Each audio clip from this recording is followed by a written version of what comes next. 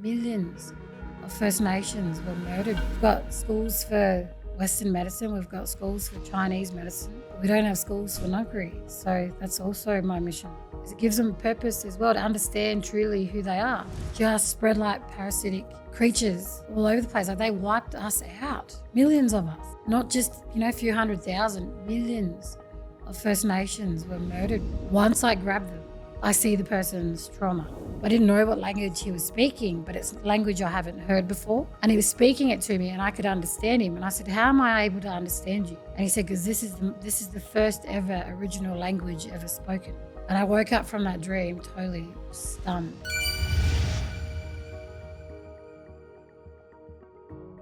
Welcome. Yeah, thanks for having me. Nice to have you. It's been long coming, I was only saying to my business partner and like a few others, it's time to be heard and it's time to be seen. Like I'm done not being heard or seen anymore. That's all part of the truth telling as well, what we were talking about just a little bit before. Well, Wyarta, as like a famous a spiritual healer, you're very well known. What do you mean by you're not heard? Well, I guess it comes back to the truth of my culture and our people, like the original Australians. No one actually knows the truth of how old Aboriginal culture truly is, and how long is it? Well, I guess they say it's 60,000 to 70,000, but then there has been other discovery where a pinky bone was found in a cave in Russia that indicated that it was over 400,000 years old. But then I look at what, my elders and the old people say in the community, where they're like, we come from the beginning of time. And then I came across a thing only a few weeks ago where this scientist lady was talking about how they discovered human DNA that came from another place, which is older than the earth itself. It was 9 billion years old. So I kind of giggle and go, well, to me, that's what they mean. From the beginning of time means exactly that.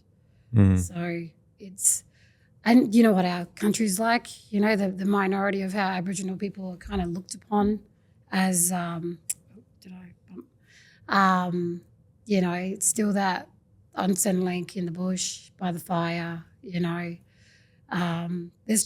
not seen and it's not heard, and it's about time that the truth be really told and seen from my perspective,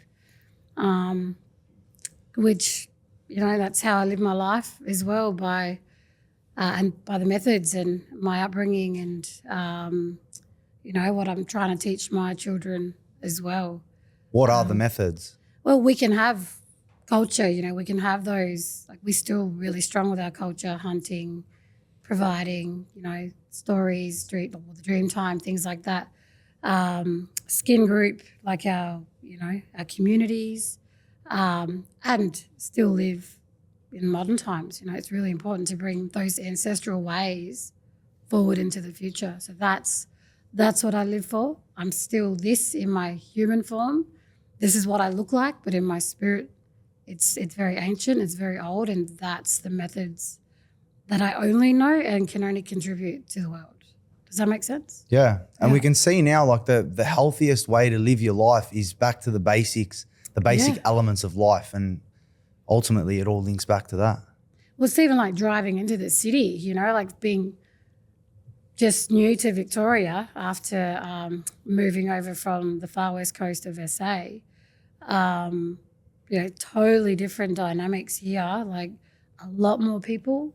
I was actually just as an example, I was in Albury last Saturday, stayed with a relative, and we were talking about, because he likes to go hunting quite a lot. He's originally from Darwin.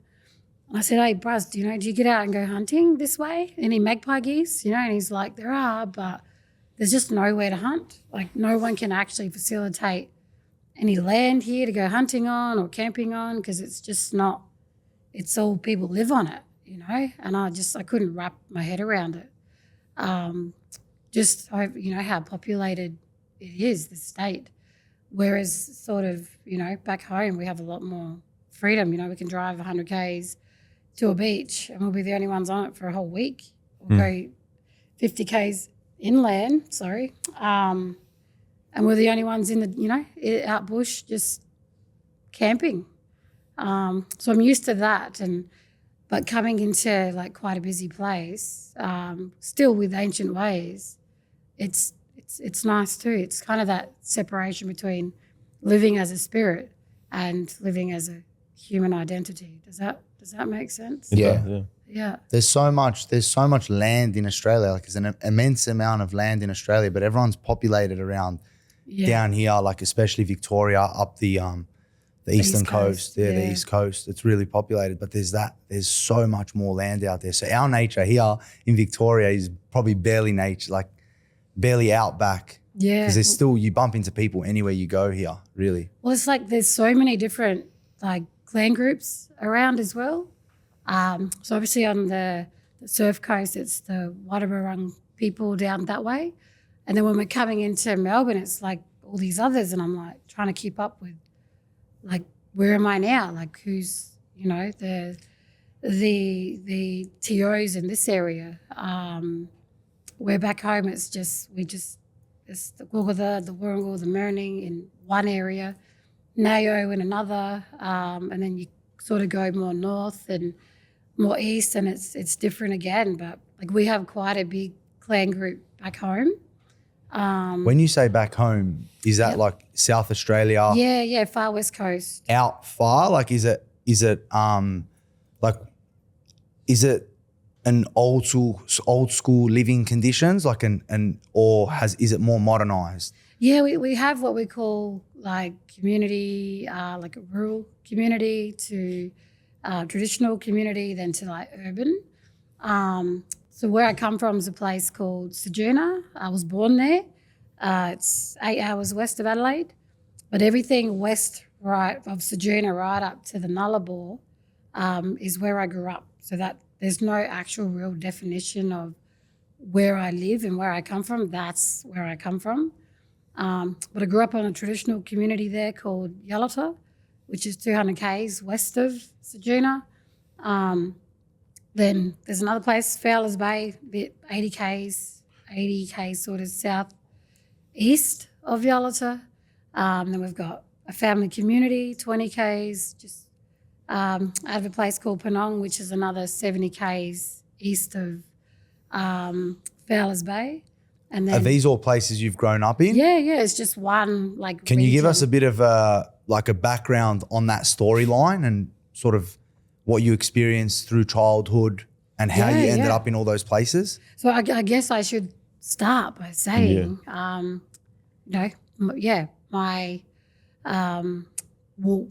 clan groups, Gulgada, Warrungal and Murning. So they're three different clan groups, but in the same region.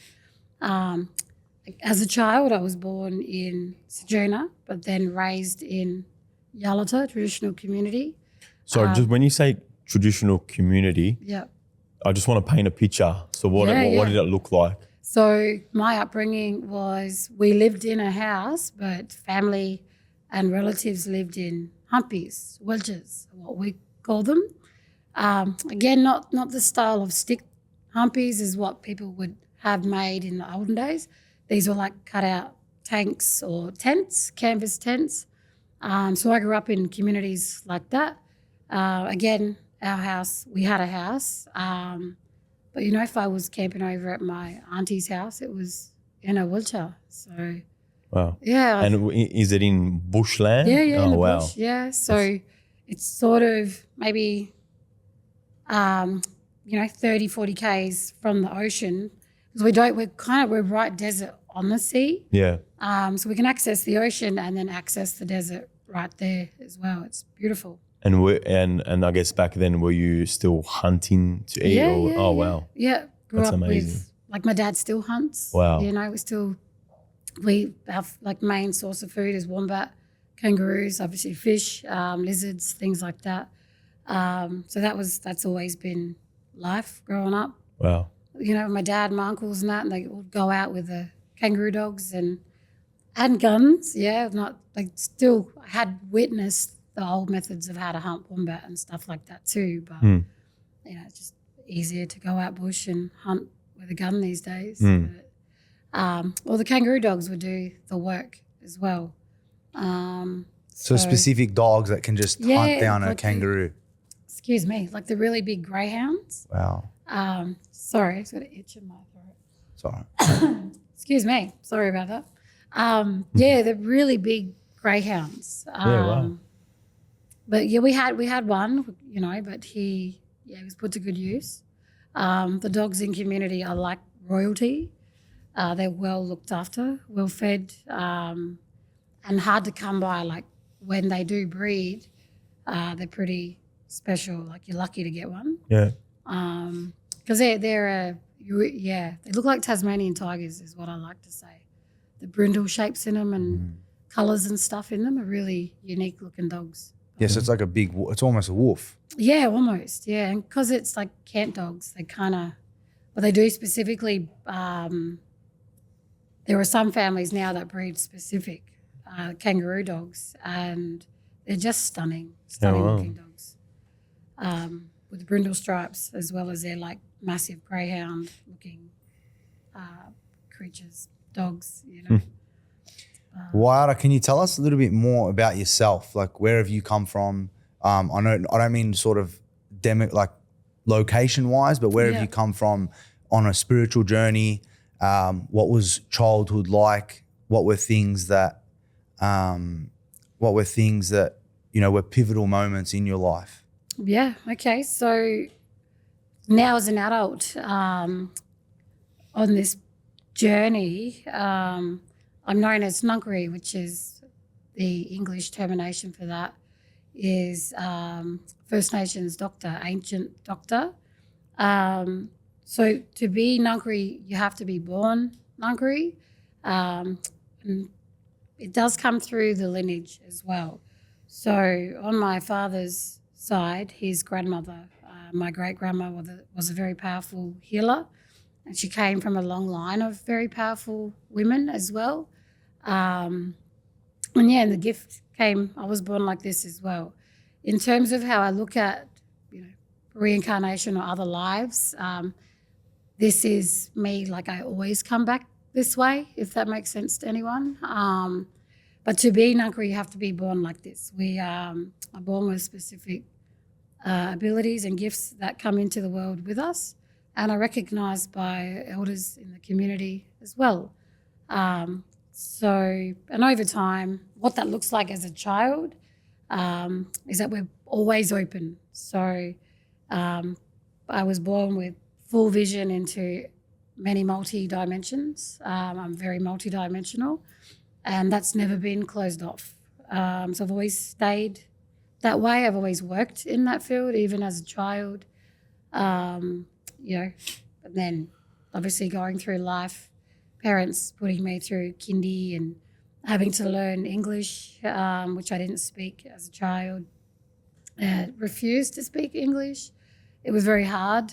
I do have a lot of memories of, family sort of forcing me to speak English, or when I did speak it, it was too fast. They didn't understand me. So I had a lot of sort of insecurities around that. I always got told I mumbled and spoke too fast, but I just remember as a child, I was very resentful for having to speak English because I did not want to speak. And then, going to kindy, or childcare kindy, then school, still being this way. My parents were also told that I was born special. I had been given gifts as a child as well. A lot of what the elders will do in community when they see a child that has gifts like myself is that they will take theirs out and give it to the child because they're getting ready to leave the planet in the physical form. Can I quickly ask, was there a specific time when you were young that when you realised, oh, hey, like something's different about me, or I have this ability? Was there a specific moment, or was it something you kind of just, you were born with and for you it didn't seem like anything was new because it was just what you knew? Yeah, it was like that. It was just, I guess I look at it now, if I didn't have the eyesight and the abilities that I do, I think I'd feel so trapped in the world. Mm. I was actually had that thought the other day and gave myself a panic attack. I was like, oh my goodness, fully like having a meltdown, thinking like, what if I couldn't see? That just scared the crap out of me. Could you explain it in a bit more depth? Yeah, like it's probably like I was trying to work that one out too, but Like, what is it that you see? I guess that's probably a good place like to start. spirits, Yeah, okay, spirits, other type of beings, other Do you see him through your eyes or through these eyes, I guess. Your third eye. Yeah, like a physical eyes and then the spiritual eye, even through the back. And yeah, like the whole space. So it's like say I could be do you process it as like a human form or does it look like something else when you see a spirit? It depends because, spirits can present themselves how they've died. So if they've died in a car accident or, so they can look like that. If they've been trapped for quite a while, they can present very dark and, transformed is the word I like to use. So those are those sort of poltergeisty type energies, the real spooky ones. Does that explain dark energy? Yeah, like to me it spirits that does, have been yeah. spirits that have been trapped? Yeah. So ones that haven't crossed over that are trying to understand why they're sort of stuck. They're the sort of poltergeisty ones. Could that be linked to like someone experiencing dark energy? Like Yeah, big time. It can also relate to other sort of species, other type of beings that are in the realm as well. Like say Australia, for instance, very, very ancient land. So a lot of the beings that people do experience that aren't human spirits are ancient of the land. When you see a spirit, do you see them the way you're looking at Jonathan and I, or how do you? Yeah. Oh, really? Wow, Yeah. that vivid. Like that, yeah. But Wow. it's through like the three. Yeah. I understand. So I could be looking at you now, and there can be others sort of standing like behind, popping in, having a look.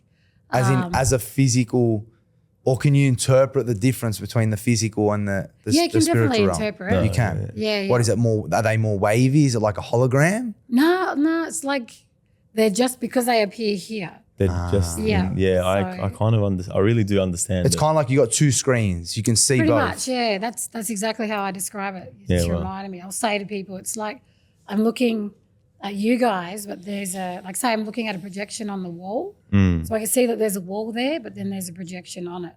Well, Does that make sense? I can kind of see when I talk to you sometimes when you tap in from one screen to the other, because sometimes your eye contact will be very direct and then sometimes it turns. Yeah. Is that it? Is that So just sometimes, like even now, like I see more of stuff around you. I don't see anything around you, but I see it around you. that's crazy? That's a common thing. I'm known to like always. Yeah, well, which we had that discussion when you had your session with me. Can we get into this a little bit now? Like, what do you see around him?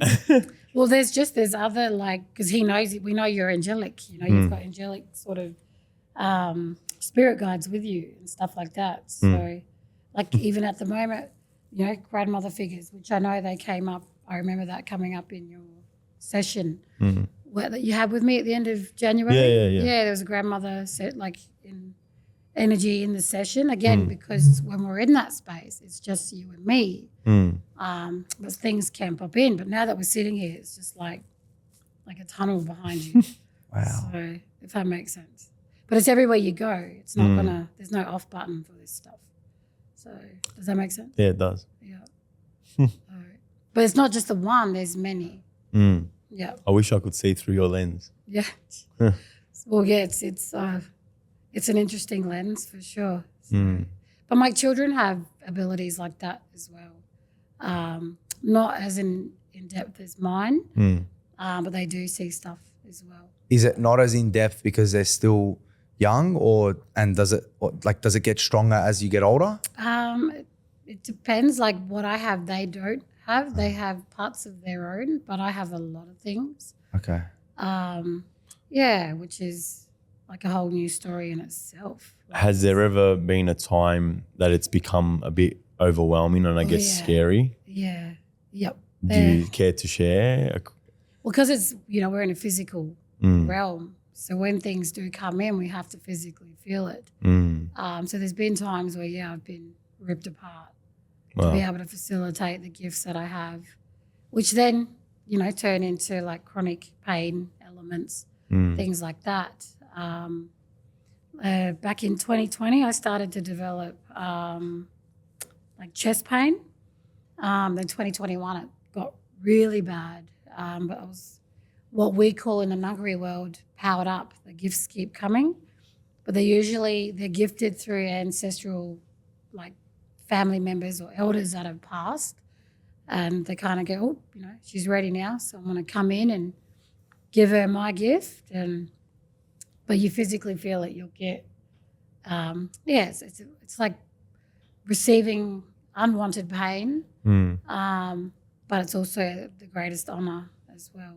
So elder spirits come to you and give off their gifts. Yep. And through that, you have to go through immense pain to get through to the other side. Yep. Like it's because we've got to accommodate in our blueprint, I guess, in our cellular system as well. Sounds like that's your training. Yeah, it is. You have to endure this test. Yep. Is there a moment where you get to the other side of it? Well, because it starts off like we're born as children this way. But I guess the quest in that is we always have to stay in the spirit realm, if that makes sense. So as a child right up until, now at 41 years of age, I've always been able to see, and I've stayed that way. But when it comes to the healing and the actual Ngangkari work, they tell us when we're ready. We've always been able to touch and always been able to do this. Not allowed to touch anyone or remove sickness until you are given stuff physically as well, which I didn't get physical gifts until I was in my early 20s.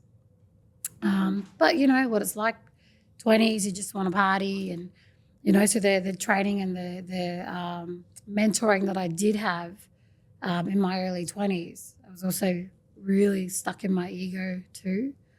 Was that physical or non-physical mentoring? It's physical, yeah. So I worked alongside old Ngangkari, showing and guiding. Again, we don't get involved, we have to watch. So just standing back watching and learning, but then being privately shown stuff as well, and given stuff privately as well through elders to be able to protect. So I have gifts given to me physically so that I am able to take out chronic illness and chronic pain from people's bodies. It will start them mend. Because as Ngangkari specifically, I'm a blood healer. So I did forget to mention that a bit earlier as well. So what is it? Can you delve into a blood healer? Yeah. And what that means? Well, I just know from my teacher, I like to call him my teacher, my cultural Jamal. Jamal means grandpa. He's even got it written in a book, which I didn't bring with me. I'll bring it next time. If you can't, you must always heal the blood. The blood is what's important. Your blood is your life force. It's also your connection to creation. Like water, it holds memories and all sorts, stories. It molds. So my job specifically as a blood healer is you heal the blood is how you heal the body. But in order to do that, we have to create space. So my gifts specifically are to look inside a human body the way like a CT scan would, an X-ray, a mammogram for women, blood work, ultrasound, things like that. Wherever you've got things going on, and again, I don't see it as a technical thing. It's seen very physical. So I see your flesh, I see everything, the colour, the energy around it, what the blood's doing to the organs, etc., your nervous system. So I'm physically looking at you internally as I would externally. Does that make sense? And I start to take out whatever's going on in there, in the human anatomy aspects, in the emotional, mental health aspects, and then eventually your spiritual aspect as well. So once I create that space, I then come down and check what your blood is doing, which is also the blood that you were born with, which came through other lineage. So when I am checking your blood health, I'm also checking your conception, mum and dad's conception with you, and how back and how far the lineage of trauma or sickness or whatever comes through to your blood this time around. And I start to clear that out. So once you start to clear that lineage out of the blood, because as human beings, we also create our own blood system. So you shouldn't have old blood systems. We continually produce fresh blood. So that's what my aim is. We take out your old stuff, and the new stuff is what will rejuvenate and heal your sickness or whatever's going on the inside. And eventually, your autoimmune disease or your pain or whatever's going on for you goes away because we healed that through the blood. Which also, just going back to lineage stuff, if we're clearing out blood from your lineage, we're clearing out war times, we're clearing out colonial stuff, we're clearing out, what I like to call these things is parasites, through rape, murder, pillage, because we all came into the world like that, every single one of us. So we all have these things in our blood. So essentially you're saying that intergenerational trauma is held in the blood. Yep. And that comes through your body. So we start to say we heal that for you. Say, you and your wife want to plan another baby, and we start to heal those generational things through your blood system and then her blood system. When you create another child, none of that stuff comes into your child. Wow. So that's what it was like before colonial times. Like the issue for everyone these days is colonialism. We all stem from it. So we all stem from this, the war and the rape, murder, pillages. It's high elite stuff, but it's what I take out. And humans can clear that stuff themselves if they put the hard work in, can't they? I haven't seen anyone able to do that yet. Okay. Yeah. So so if someone does a cleanse, a parasite cleanse, gets real spiritual for a long time, I'm not saying overnight, maybe over a couple of years, could they achieve it, or is it very different? Is this stuff? Well, I remember I got that gift. It came in about 3 years ago now. I got a specific gift from an ancestor that has passed, and that one was probably the most scariest one that I had received. It scared the absolute life out of me. How did it unfold? How did you know that this ancestor was?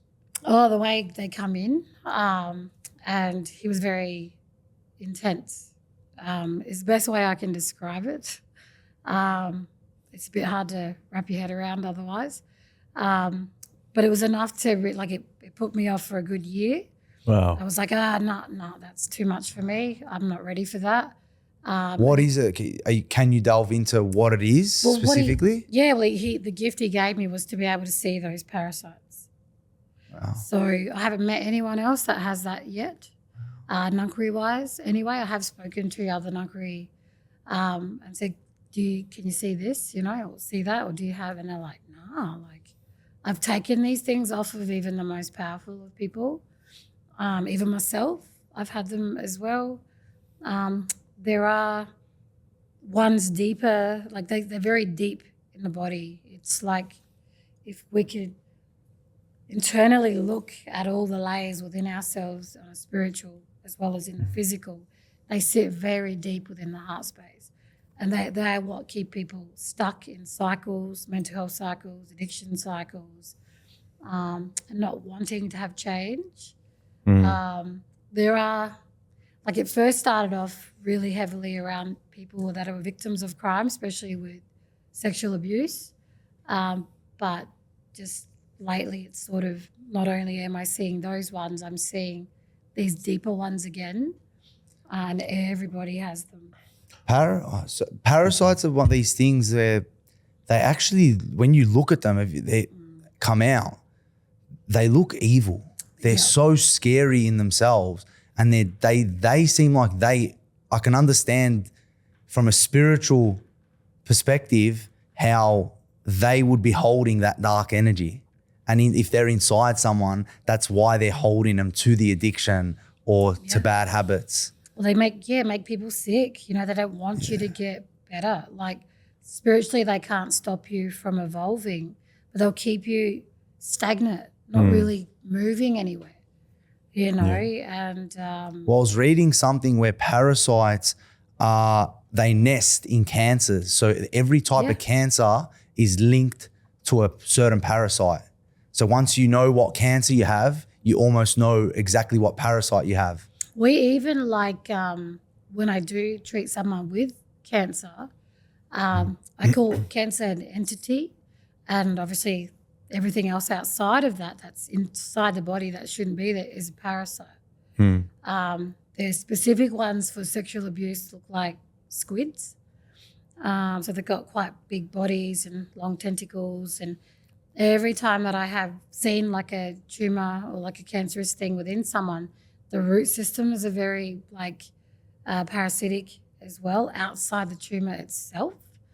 So even that's very interesting and good point, you know, because that's what it looks like. Parasites along the entities, you know. I was telling you last time that my father was recently diagnosed with leukemia, which is cancer in the blood.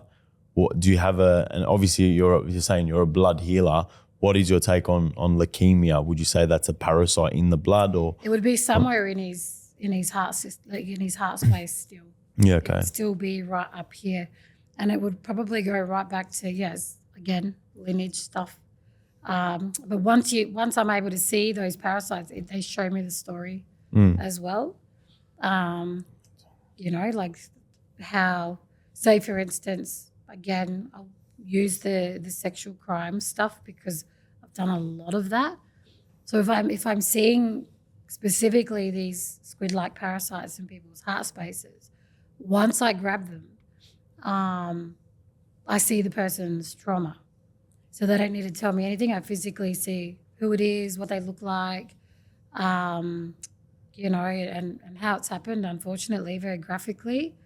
But that's the site. I have to see the truth of what's happened to that person to be able to really dig it out. And sometimes I don't want to talk about it. Like an example I'll give, I did a healing on a lady last year, and first thing I saw was a big sexual abuse squid parasite. I start taking it out and I see grandpa's face, and I come around to her because, again, very sensitive topic because a lot of people, you know, don't know that I'm about to come out and say these things. And I've come around and I've approached her and used the examples of what an entity looks like in the body to what a parasite is. And I said, I see your sexual abuse. And she just went white. And she said, yes, my grandpa sexually abused me as a child. And I said, I know, because I saw his face. And she goes, but no one knows that. She goes, the only people that know that is me and him and now you. So just can't unsee that stuff. And she was in her 50s. So she never told anyone in her whole family, never told her husband, never told a friend, never told a soul. But that's because I'm taking it out of the body because it doesn't belong there. What's your opinion on her not telling anyone?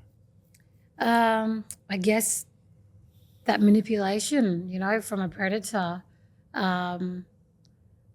which I did forget to mention earlier too. I had worked in child protection for many years, in social work practice. So I'd done a lot of sort of stuff around this topic. So a lot of children are really convinced, you know, that's how grandpa loves you.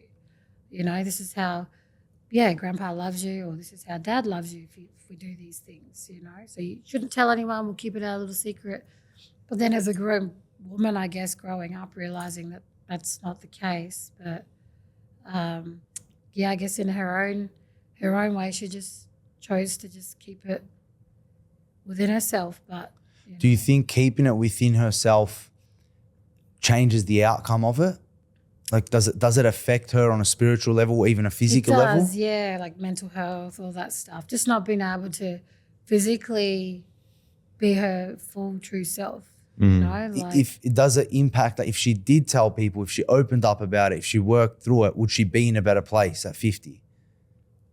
I guess I think it would still have the same outcome, because these beings, you know, like you can look at someone that maybe is really on the defense in a way, trying to get justice for things. And, you know, there isn't actually much justice here in Australia for sexual abuse for women, you know. Let's say that she didn't come to you at 50 and she randomly did a very strong parasite cleanse. One of her friends got onto a parasite cleanse that's going to clear her body. If she does that and that entity leaves her body, if she goes through the proper protocols of a parasite cleanse and gets rid of that entity, will that heal the trauma or will it come back? I think these parasites aren't quite like the physical ones. Even though they are physically in the body, they're hidden. They're hidden in these sort of spaces deep within. Does that make sense? So, like, say if I've had someone come and they had like a parasite because they've been overseas and they had it in their lung, you know, or from inhaling something or drinking water, and it's just there. Like that's different, because then that will create the surface stuff like chest cough or an infection, or, you know, things in the bowel, all this sort of stuff. Where these ones get in real deep and they get into your nervous system, they get into your blood system and like into every inch of you. To me, it would be more than, like, obviously a parasite cleanse is one thing, but it would, I think, for her to break free of the chains and for her to no longer have someone taking control would be forgiveness. You would say that, you would say that forgiveness would be something to break her free, because if she's holding on to that resentment, would that be what is causing the harm to her? And would forgiveness somewhat set her free? Well, it was different in that way, because you can see like the work she has done on herself. Beautiful, beautiful woman, beautiful soul, absolutely loving, giving, married, has her own kids. But in terms of like where this sits within, these things, like, it's a good point, you know, because I've never had to actually explain it properly. But for it to be, we can sit there and we can find forgiveness in the mind and in our physical heart space and on that spiritual journey as a spirit. But this is a whole new thing. Like this goes in unseen, so deep in everybody's bodies. That's what I'm saying. Like, I haven't met anyone else, any Ngangkari, that's able to do this yet. Because to take him out hurts like hell. Like there are days where I have to wear a brace on my arm just to stop, because it hurts. Feels like my arms are breaking. Wow. When I take these things out, I feel like my hands are being broken and they burn. They absolutely burn. So, because I've got to burn them as well. Like, that's the gift that was given. It's heat. So these spots get really, really hot. And people will sit there and go, ow, that really hurts. And I'm like, yeah, I'm feeling it twice as painful. So they're placed in these different, like, spaces in the body that you can't physically access at this stage that I've seen. But on this, I guess, this job that I have to do to get these things out, you know, like that, like I was saying before, even the most powerful of healers that I've touched, I've had to pull these things out of, and, you know, they go, I don't even know that was there. And then they're purging it afterwards, because you will purge emotionally. You'll get hot, sweaty, start dripping, pain, which sounds like a healing process in itself. It's full on. That's actually what I got tattooed on my hand yesterday, was a kind of acknowledgement of taking these things out, because they have deeper meaning, you know. And I don't want to honor it in that sense of, like, I'm honoring what it is that I'm able to do, especially with this hand. So that's why I got tattooed on myself yesterday. So what is the actual tattoo? Is it the parasite itself? Yeah, like a little type of parasitic thing on my hand. Yeah. It's crazy. I've been learning so much about parasites lately, but I've always looked at them from a physical perspective. But you've opened my mind up to like the spiritual realm of parasites and the way they sit in the body. And it's the same explanation of when you hear a trauma psychologist talk about trauma, it's bottled up in an area, in a spot in the body, which makes so much sense that it's a parasite sitting in that spot, and it's just there. It's nesting in probably like a cancerous cells around that would be unhealthy because that's where they live. That's where they feast. Yep. And we can carry for others as well. I've got so many horror stories. It's insane. Can you give us a horror story? Because I think it'd be good to talk about this stuff because, it opens up our minds to, the different types of parasites and how they are linked to trauma. Like my brain's going to be exploding for like a week after this conversation. Yeah, well, I get a lot of, so say last year in July when I came, I worked 4 weeks straight. So I touched 4 people a day for 4 weeks straight, except for the weekends. Wow. So my left hand felt broken because out of that whole 4 weeks, only 4 people weren't sexually assaulted. Oh. So everyone else was. So that was my day, and my arm was like, it was very sore. Sorry, sexual assault is obviously something that's so common, but so underspoken about. Yeah, it's so freaky common.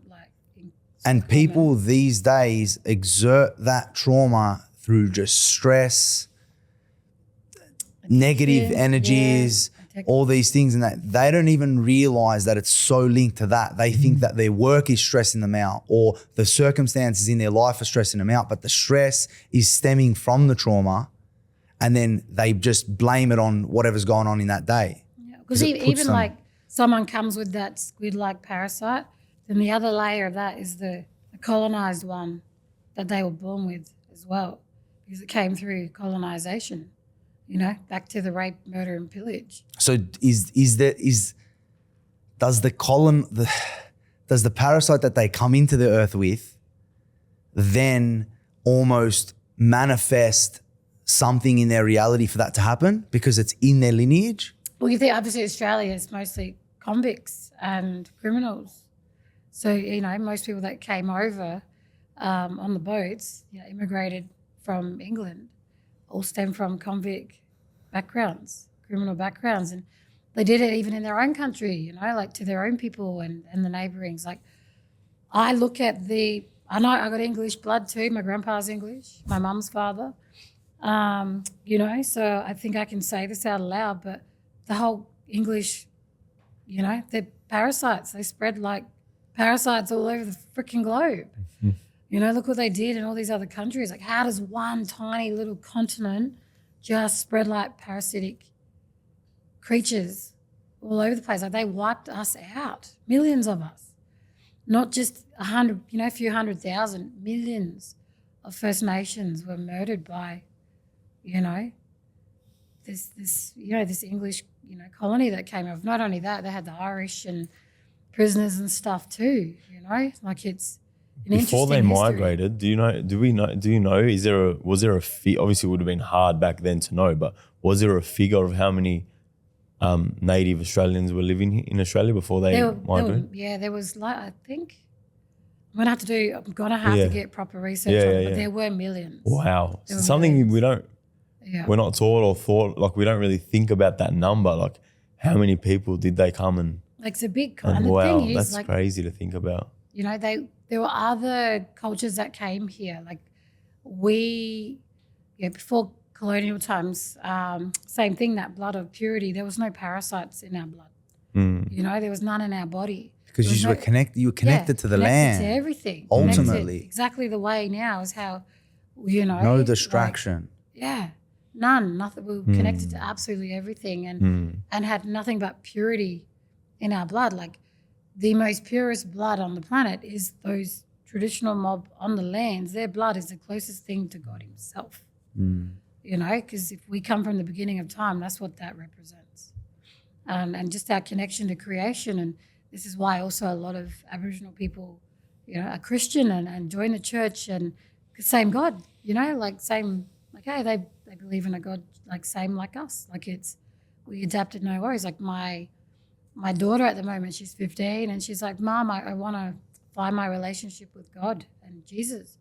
I want to go to church. And I'm like, okay, sweetie, but just remember what your blood is, where you come from first. Church doesn't define your beliefs in God. Your culture does. So your blood does. And she goes, yes, Mum, I know. So, but she's there because she wants to self-discover. And even at her age, I was curious too. So, but she's a lot more mature than me at her age. I was a lot more rebellious. How does it make you feel? Do you still have a really negative emotion towards what happened to your people, and does it affect you, or have you found a way to give forgiveness? Like, is it something that you've thought about? Oh, it's hard. Yeah. It's hard. Yeah, I was going to say that would be a hard thing to look past. Just even because obviously another death in custody in the last couple of weeks, the young man in Alice Springs with a disability, like that, like I had to really control myself because I was like, turning into a racist there for a second, like it just really surfaces. I'm like, how are we still here? How are we still, how is this even happening? Like, you need someone in the neck. You had intentions of knowing that can take someone out. When you knee anyone in the neck, you know that that's going to wipe them out. You know that's going to kill them. It's not going to hurt them. It's going to kill them. Over what? Chocolates, like. But it just it's a hard one again because, we are human, like we're spirit having this human experience, but it's just the way that Australia is, and again, the way that we're looked upon, the way everything was just taken from us, and the way everyone was just wiped out back in the day.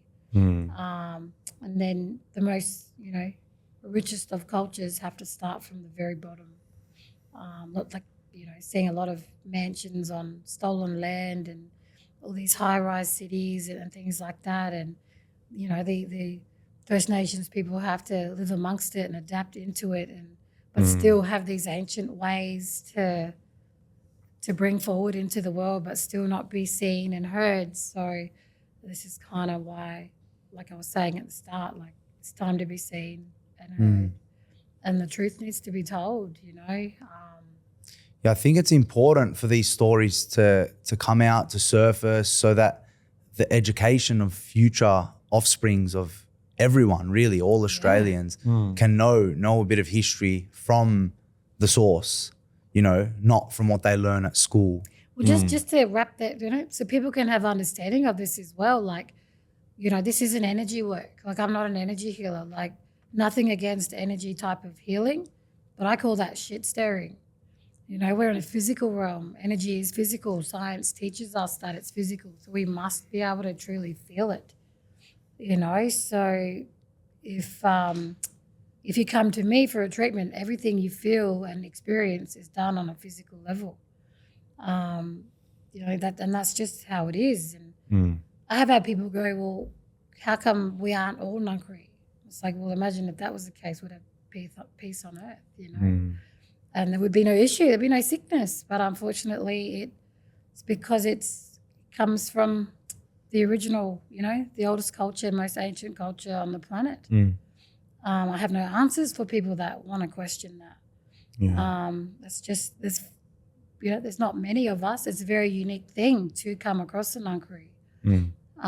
But the mission is, in this lifetime, while I'm here walking the earth, is to set this up for everybody. To be able to put Ngangkari in hospitals and to put them into our health services. So when you go to the doctor, you go to the ancient doctor first. Again, at your choice, but if for Aboriginal people and Aboriginal health services, if you go to the health clinic to get a checkup, you go to the Ngangkari first. And if the Ngangkari see fit, then they will refer you to a doctor. Or if you're having surgery and you don't want painkillers after your surgery, or, like if you need some help with going in, a bit of anxiety, a bit of stuff going on, a bit of fear, you've got the Ngangkari there to help you alongside the doctors. Like it's, just as an example, back home they had They paid for this doctor quite a lot of money.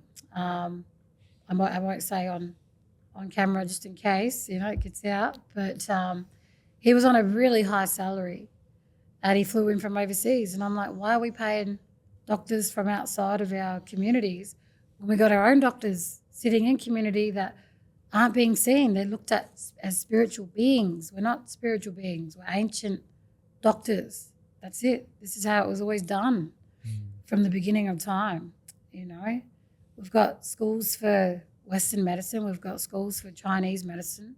We've got schools for Reiki healing, but we don't have schools for Ngangkari. So that's also my mission, is to set this up. And another example of what that can do for change in our communities and for our people is it gives them purpose as well to understand truly who they are. A lot of our deaths in communities and deaths by suicide are caused by the children and the young ones leaving because they don't understand themselves. I've been there too, trying to understand, being a spirit in this vessel. It hits you very young. It hits you around the teenage years. All the hormonal changes, the physical changes, the spiritual changes in that too. And it's quite a dangerous moment for a lot of young Aboriginal people because, again, the modernised way with ancient blood can be very confusing. So a lot of them choose to leave. Yeah, we mentioned before about, the sexual abuse and I guess the person not being able to forgive, and then that will manifest into trauma in the body and illness and I guess not being able to, like you said, live the truest expression of themselves. Do you think being Aboriginal and having that history and having that real struggle to forgive, do you think that is affecting the people so much in a day-to-day life so something that's like, I don't know, I couldn't forgive it. Like it's something so hard to forgive, and it's like, what can you guys do to like not have that feeling or that trauma inside you moving forward? Like, what's a way to heal from this? Like we are a very loving people, like a lot of my family, a lot of my elders, big hearts, beautiful, soft, and that in itself has a lot of power, to live unconditionally even if it destroys you, and to love unconditionally, even if it destroys you. It's the motto, but it's hard when, and it's hard to forgive when you are seen less than in your own country. Yet, if it's the truth of how humanity was made, then we are, humanity stems from original bloodline, and there's this saying at the moment too, is if it's that we've created the human race, then we have to fix it. But it is hard at the moment to be, like I was saying before, with this deaths in custody, the fight, the land rights, just having some form of recognition without having to work so hard for it, like just to be seen for what we are. Again, as very beautiful, loving, in-depth, cultural, ancient people. And I was thinking out loud the other day to myself, going like, I love that I am this. I love that I get to be this person every day, this soul in this vessel, doing what I do, not just for myself and for my family and for my communities to come. It's for humanity, and that's what this is about. It's about reteaching also how we heal, and how it can work for everyone, not just Aboriginal people. And that's what the old people were really strict on as well. Like, this is to service everyone. And it's to bring that forward and to be able to, but again, coming back to like the way the world is, it's hard to, well, I guess forgiveness isn't what needs to happen. There's too much damage, closing a gap, for instance, as the government says, we need to close the gap. For me, I go, no, we need to create a division, unfortunately, only for a little while. We need to divide our culture from the rest of the world to be able to, bring them back to, hey, you fellas, you forgot your mission. You went out there and you got your uni degree and you got your education and, you got your doctor and this and that, but you forgot your mission because you ran with it in a colonial way. You didn't bring it back to the communities and interpret it in a cultural sense that makes sense for our people. So it'd be nice just to remind them that you can still have this, but in order to close this gap, we have to create our own division first.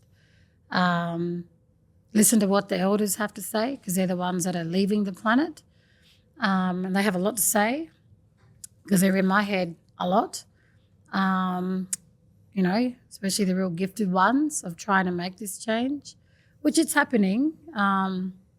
We just got to find the right tools and the right methods and, hoping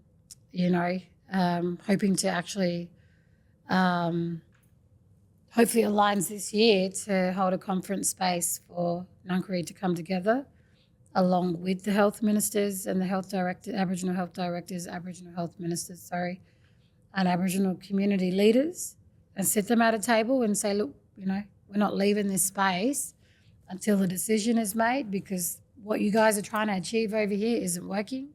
It's creating more disaster because, again, you forgot your mission. You didn't run with your education appropriately because you didn't bring it back to the community. And, again, you didn't listen to what the old people had to say. And I just want to be able to create a space where they're able to have their say and then from there make a decision on how we push forward for Aboriginal people in this country, especially on the health side of things. Because enough's, look at it, a lot of, not only that stolen generation stuff, but, the drugs, the alcohol, the entrapments, the cycles. Yes, parasites are thick in my people. Every time I'm doing healings on them, that's all I'm ripping out of them. Not only from the colonial stuff, but yes, a lot of it's sexual abuse. I pulled those out myself too. My nana was stolen gen. So all that sexual abuse stuff came through me too. I've taken them out of my children as well. So over there shouldn't be tapping, but he is. Hope he heard me. So does that make sense? No, it does. It was a big question. It is a big long question. answer, but it is a big question. There's just so much, and to be honest, I can't live my life like this anymore. It's just eating me. This is why we need to get it out there. I think they've got it wrong. Like even currently, they've got it wrong on so many levels that it's not just on the racial level. They've got it wrong everywhere, and they're just trying to keep everything alive. But it's a failing system. It is. The medical system, the schooling system. The reason why they have to call in doctors from other countries is because our education system's gotten so bad and so outdated that we don't have any geniuses coming out of school. Well, it's disappeared. Like as a race, Australians have just we're bottoming out. We're at that point where just the schooling system, just everything, it's bad. So in what you're saying about you want the change, I don't even think you should be working with the governments or the health officials or any of those things because they're so broken and they actually have no idea what's going on. They're scrambling for answers in their own world. That's why I'm saying we need that division. You guys failed your mission. You got it wrong. Yeah. So sorry, we're going to take back our own. We're going to take back our own power and we're going to put up our own schools and we're going to educate, the young ones in the community that are struggling. Yeah. There's kids out there committing suicide over a phone. Yeah. Or an argument in the house over a game. Stuff's real. Yeah, they're so broken. It's 10-year-olds because hanging themselves. They're so far away from the truest expression of themselves. So they're so lost in earth, they're not doing what they're meant to be doing. That they're being in a society where you're forced to be something that you're not, you then become lost. Yeah. And then that's where mental illness is coming from. Because like, yeah, whenever someone gets sick, what do they make you do? They make you like eat the foods that were like native to where you're from to help you heal. Yeah. But we're not doing the things that we're meant to be doing from where we're from. Like, you know, even just like wearing shoes every day, and there's so many things that we're doing wrong that are like, I know it sounds like a little thing, but like you need to be connected to the earth, you know, like eating proper foods and you know, not in front of a screen every day, and so many things that are like disconnecting us. And it's not only, you know, your culture, it's the whole world essentially. Yeah. Like we're all very lost, and I think there needs to be a massive change in what everyone is doing. That's what I struggle with so badly. I just want to hide in the bush, but can't do that, unfortunately. Well, I kind of am with the new house. The new house we moved into. You found a happy medium. Nah, keep fulfilling that mission, man. No matter what, just fucking stay strong and just stay at it. I just can't stop, you know, like it's because there's high demand for what I do, and it's just getting louder and like more of a demand to the point I'm doing distant healings now as well. So people overseas ringing me up. Wow. I'm doing land clearing at the moment in Hawaii from over here on the Surf Coast. You know, it takes its time. I actually tapped into it last night, and I was like, oh, shit. So I need to go back to the lady because I had a whole month off. But even that, like, just, again, it all comes back down to the energy being physical. So no matter where you are in the world, we should always be able to tap in and see. Well, that's my experience anyway. So, yeah, like I said it as a joke the other month when I was going to Hawaii, I said to my youngest, I said, I'm going to Hawaii today. And he's like, I'm coming. And I was like, nah, you got to go to school. He's like, what do you mean you're going to Hawaii? That's going to, like, you got to fly there. I said, nah, mum's going there in spirit, which was interesting because I had to go backwards 4 hours. That freaked me right out. That's so interesting. Yeah, like this was a little bit different. I have done ones in LA as well. And that one woke me up at like 3 o'clock in the morning, and I was like, why is there fire everywhere? Like, who am I tapping into? It's like the fire kept waking me up, and that was when all the LA fires had happened and stuff. Wow. And I went, oh, this woman's in LA. What the heck? So again, how do they find you? I'm word of mouth. Yeah, that's how everyone finds me, just through. I don't even know how they found me cool. actually. So that's how you guys. How did you guys find me? Oh, I just bumped into someone in the street, and they had just walked out of one of your right. healings, and they just looked so.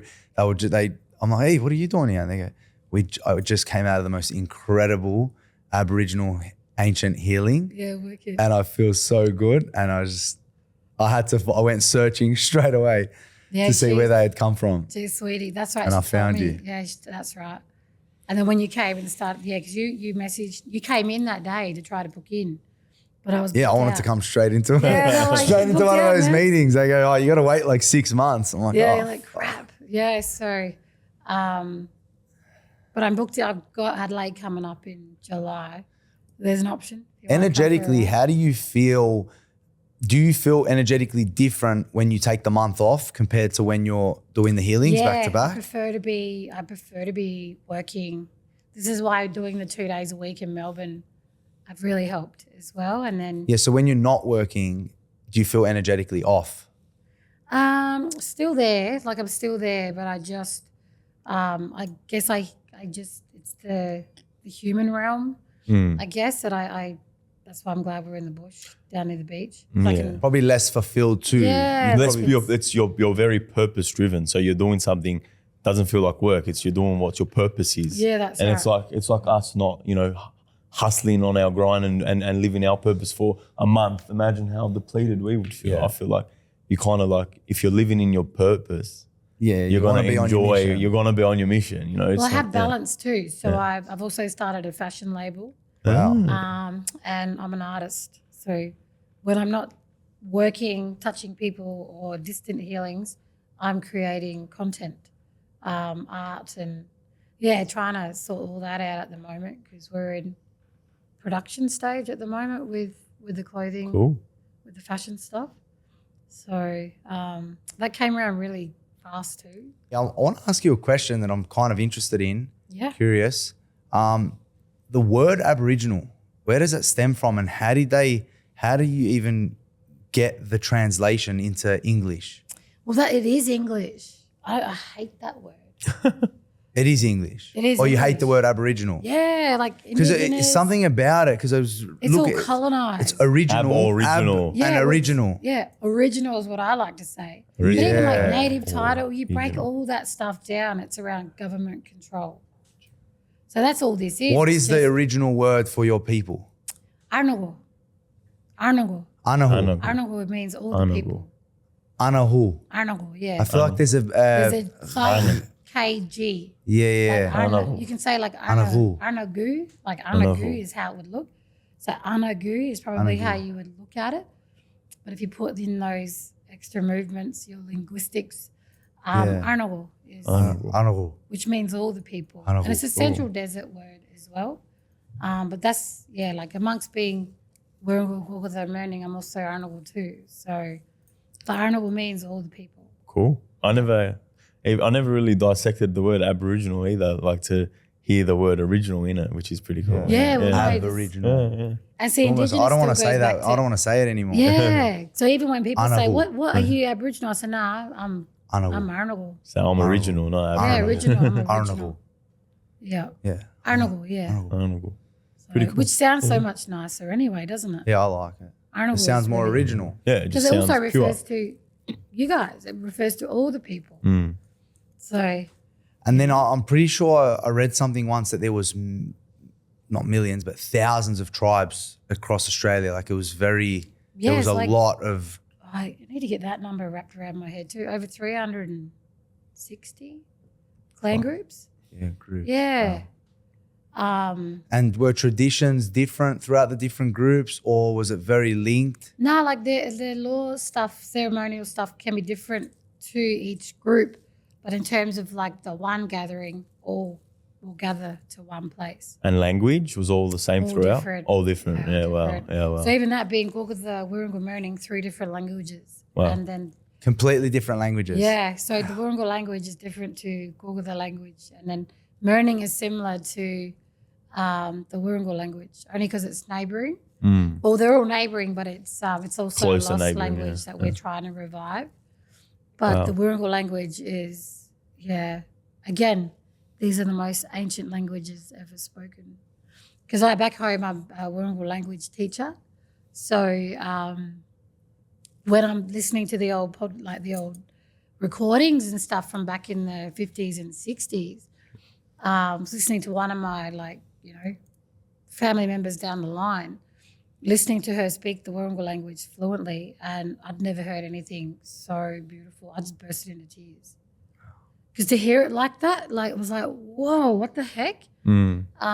Because my nana, my dad's mum, her younger sister, spoke fluent, and she recorded all the language. So, and then we've discovered all this other stuff as well from old archives in and around Adelaide, things like that.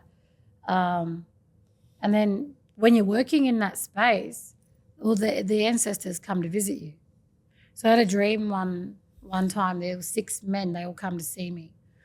And there was one in the middle, he was like the leader, and his skin was so stunning, but he had like red ochre on him as well and dreadlocks here, but his eyes were like yellow. He had yellow eyes and shiny red skin.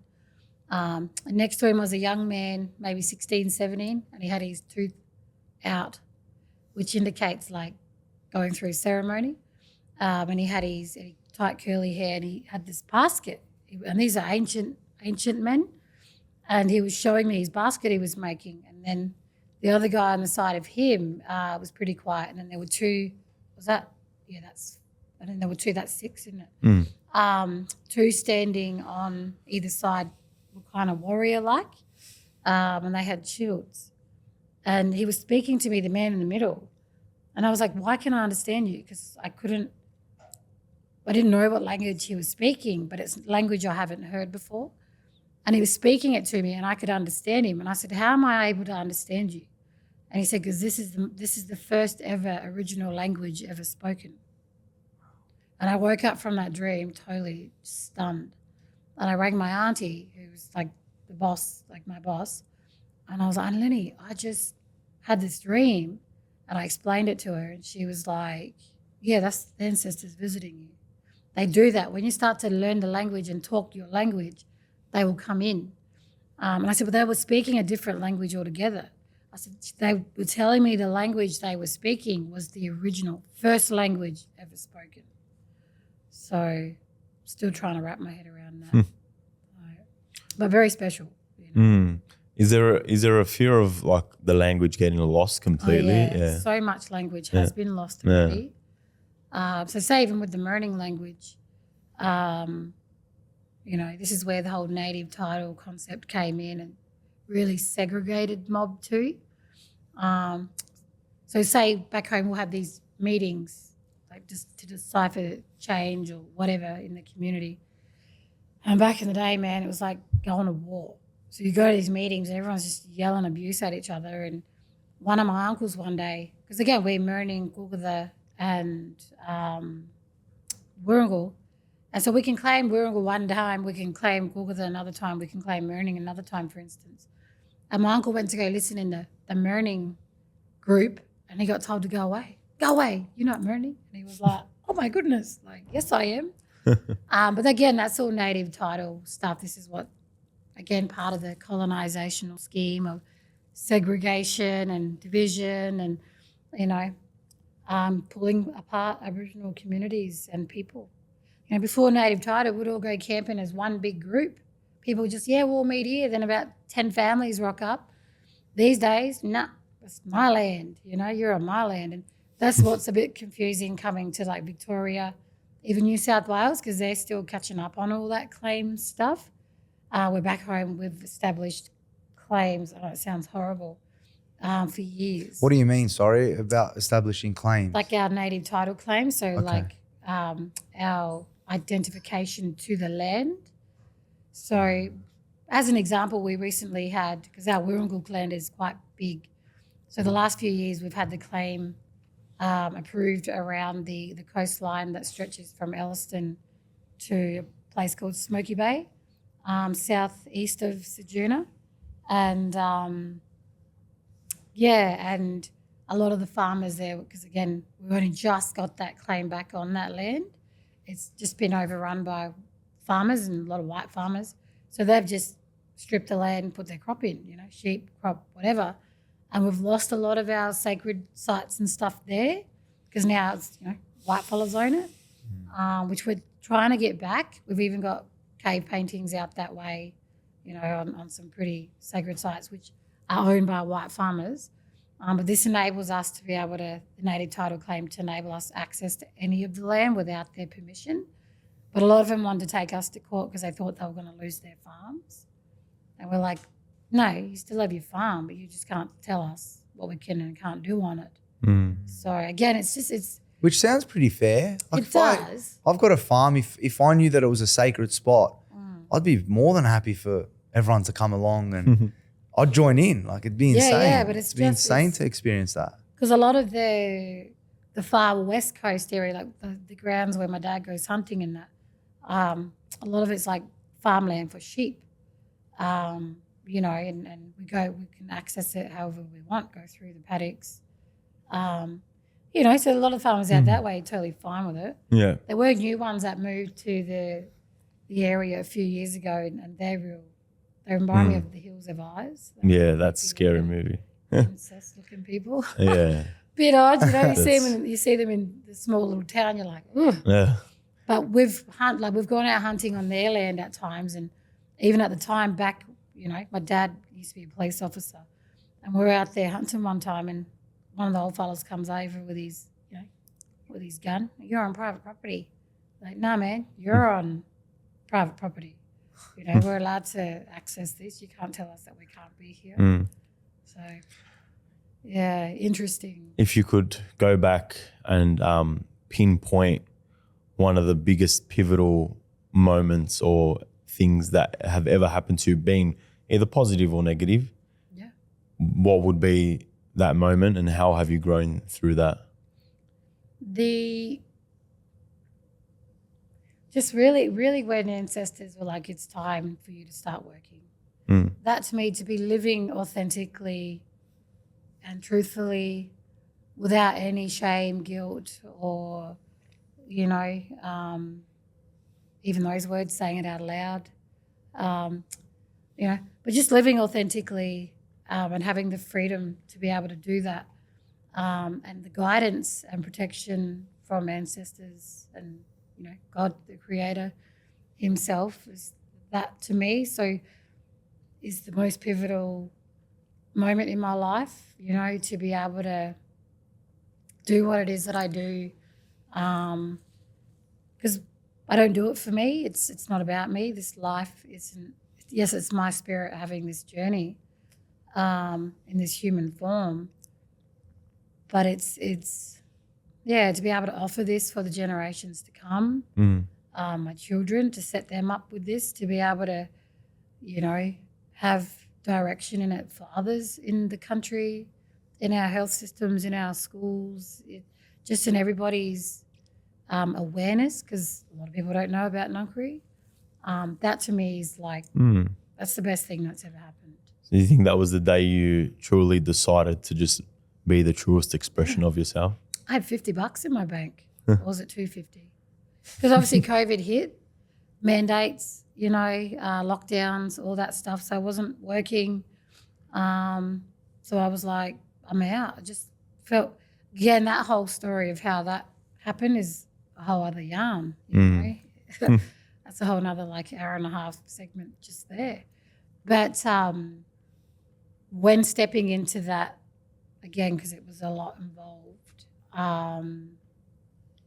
you know, but I had no fear. I didn't care of the consequences. I didn't care that, you know, having $50 in my bank, renting a house, single mum of 3 kids. I didn't care if I had no fear around having nothing, because we had everything. And, you know, stepping into the gift is exactly that, like accepting truly that's everything. That goes right back to, you know, the purity of my bloodline and my culture, and I think that's the best way to explain that. Cool. Back just quickly back to the spiritual sites, the sacred sites in Australia. I have this belief mechanism where I think that like ancient churches and mosques, synagogues, any spiritual place of gathering would have always been built on a sacred spot. Oh yeah, 100%. And I have this thing where I think about like in Australia, everyone's migrated here and they've come with their religions and their belief mechanisms, and then they just buy a random land or rent a random land, and then they put their church or their place of practice on that land, but it's not necessarily a spiritual site. So when you go to these places, you don't have that ultimate connection. So I always think for us as Australians living on this land, we need to come to you guys to show us the spiritual places, because that's where we need to go to connect to God. Well, yeah, like it's kind of everywhere.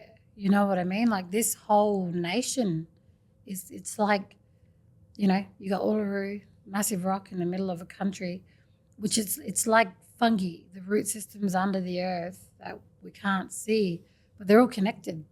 You know, they're connected to like the Blue Mountains, you know, the creation stories of there. Created to like Mount Buffalo, to the Grampians, to the Pilbara, you know, like Mount Buffalo itself is an ancient healer's mountain. Well, maybe what's the story of Mount Buffalo? Like, how did those massive rocks? It looks like they've just been dropped from outer space. Well, yeah, like I'd like to wrap my head around that more too. Yeah. But I get pulled there all the time. Like I love Mount Buffalo. Yeah. It's one of my favorite places in Australia. Like we were just in Bright. Yeah. I was just in Bright a few weeks ago. Fuck, we gotta go Bright. Yeah, it's so good. But how they got that big, big chalet on the top there? Yeah. It's cool. That's a whole nother yarn itself too, because the things I saw in there, far out. Oh yeah. Yeah, well, it's very ancient up there. It's that honestly. Last time I was driving in Mount Buffalo, and I drove up to that chateau, I got shivers down my spine. Yeah, I was like, I don't know, something was freaking me out. I like booted quickly Let's and put continued. This like cult stuff. Yeah, what I don't is know. It? Can you delve into it a little bit? Because I don't even know what it is. it's just it's a I don't even I think it's is it shut down? I don't even know if it's it's shut down now. It's just Closed like back in the I don't know. It was a chateau. 90s? It was just like a random like building there, It was for the rich to go. and it just enjoy freaked the me out. I was like, snow man, this and has got like ski. weird vibes. But even my thing is like how they even got that stuff up there in the No, I don't day. know. Like it's a big mountain. But the chateau is like big fat like all the rich and It's like privileged. Epstein's Island kind of thing. Yes. So what were you? What were Yes. you? Because I think I got that. I got a really weird Yeah, vibe it's when I was there, and I'm It was all like this country has a real bad history of I don't even want to say it on air. Say it. Well, like child sex stuff. Mm. Yeah. Okay. Cult stuff. Mm. Yep. Interesting. And I've witnessed a lot of that too. That's a lot of horror stories that I've had. I've got a lot of clients that are victim to that stuff. And in my social working days, that's no secret either. Everyone knows, the police know. It's real. Maybe let's have another session and actually delve deep into this because I think we could. I think the more we can expose, the better. Yeah. Like, why not? Yeah, well. Everyone you wants know. to hear it. That's Yeah. right. Why That's not? right. But these are things I can't unsee. And then I was talking to a friend that live in Bright. I said, because she used to work in the chateau. And I said, what was it like? And she goes, I said, what were your funny vibes off it? And she said, I don't really get any. And she goes, but I saw this psychic once. And like I met her at the florist and she was saying how she went up there. And I said, and what did she tell you? She said, that not nice things happened there. And I said, yeah, like what? Let me see if it's the same not nice things. And she said the exact same thing, like There you go. child sex trafficking stuff. You know? It's such a beautiful, like a kind of bad Buzz the Mountain for me now. 'Cause I know. It's such it's one of the most beautiful, picturesque It's stunning places, up there. and now It's I'm going to stunning go up blow there. that joint up. The whole place has a dark history, Yeah, like it's the ugly. Chinese massacres happened there, gold mining days and stuff too. Beautiful place, beautiful place. But a lot of darkness there. I don't know if we go camping there anymore. No, let's We go. Let's explore. do it. Let's do it. Yeah, We'll take Wyarta with Yeah. us for the spiritual Yeah, protection. I'll come. Grampians there. I'm actually going to take the boys in a couple Jesus of weeks. Christ will be with us too. Great, yeah. So it'll be all right. Yeah, I go to all the scary places. I love it. Yeah, no, we're so protected. I'm only joking, but Well, like, yeah. Thank you for sharing so thank much with you. us today. And I think we're on the mission together. Like we're all on just as much of a mission. You know, for me, I live my day to day and I really feel like it's for everyone else. It's not just for me. And we're on this mission together and there's a lot of stuff that we got to talk about and we will. And I feel like, even though we went here, there, over there, it's just throwing it out there that these are only like surface level things that we For sure. There's so much more in depth. We're going to take like your journey and your story to like everyone that we know, our whole network. And as we grow, as you grow, we'll come together. And I think there's a lot of change coming in Australia. I have a psychic Get ready. friend and she'd foreseen this. She's like, you're going to be doing like podcast stuff. And I was like, really? That was like maybe 4 years ago, she told me. Wow. So She didn't tell you who with, did she? no, and I was like, well, where's that going to go? What's that going to do? She's like, it's going to just take off. Yeah. So, but this is the sort of energy we bring, not just me, but you guys too. Yeah, definitely. So, Lots of love. Thank you so same much. to you. Thank Same you. to you. Thank God you bless. too. Thank you. Thank you for your energy. Yeah, same. God bless. Yeah.